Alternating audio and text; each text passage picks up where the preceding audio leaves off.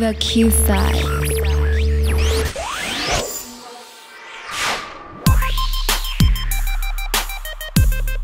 AJ. Good. Thank you for having us here.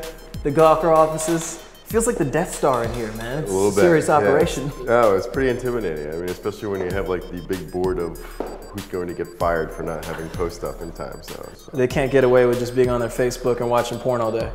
They actually can, because I mean, at some point that's part of your job too. So I mean, I would say like 80% of our staff has been like a newspaper journalist, a magazine journalist.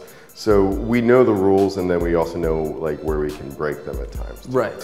What everyone thought was something that was an alternative to the mainstream press. I mean, I think you've seen like a merging in terms of like lots of newspapers have started to kind of incorporate more blog and internet style in terms of like how they present things. Yeah, so in some ways you guys are the leader of the pack. I mean, it took a while. I mean, there were definitely times where I wanted to quit and leave. Can you point to anything in particular that you feel like there's turning points? It was literally the time when, blogs started to take off. I was working for like Municipal Finance magazine, and with a couple other friends who were also, came here to not write about crap that nobody likes. And we decided to start our own website. It just so happened that it coincided with the launch of Gawker and like all these other kind of internet entities that became sort of the norm, and we were just at the right place at the right time. When I was working for Deadspin, the sports site, we had done the story about Brett Favre and his penis, and there are a lot of very passionate Minnesota Vikings fans that were accusing me of ruining the season for them. But I've had people show up here, I mean, basically, wanting to kick my ass. I mean, just like, it's happened twice. So. But Brett did what he did. You were doing your job by reporting on it. Exactly, but That's what the penis was doing and the context around it.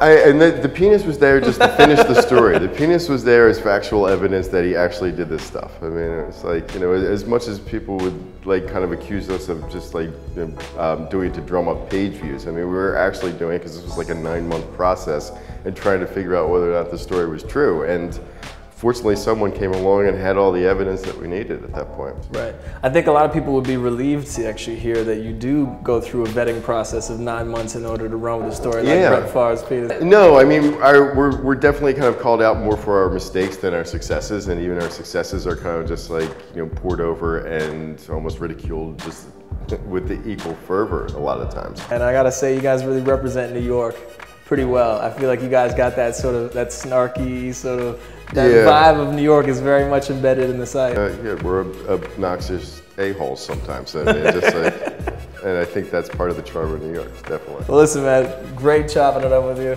Thank you. And you are most definitely a quintessential New Yorker. Big thanks to AJ, and check out what they're doing at Gawker.com, and check out the next 2 on our countdown. I get a workout from Keith Rivers, the newest New York Giant, and a dinner with Adrian Bailon at one of the hottest new spots in New York City.